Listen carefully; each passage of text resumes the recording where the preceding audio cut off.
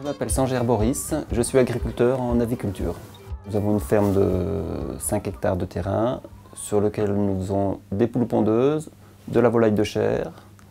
On a donc 1000 poules pondeuses réparties en 2 lots et on fait à peu près 3000 poulets de chair par an. Et nous faisons environ 300 000 œufs par an.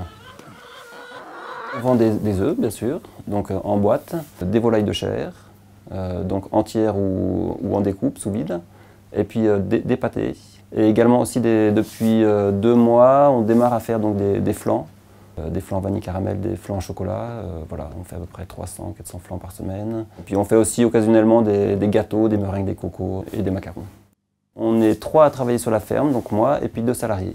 Il y a une salariée qui s'occupe principalement des œufs, donc des œufs, des livraisons, et l'autre salarié qui est plus sur la partie abattage des volailles et transformation.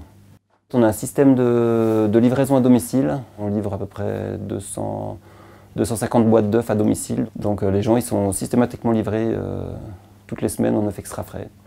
Et ensuite donc, le reste des œufs part principalement dans des magasins spécialisés bio. Moi je suis du milieu agricole, donc j'ai été salarié agricole jusqu'à 35 ans, mais dans le milieu ovin. Donc j'étais berger dans les Hautes-Alpes en fait.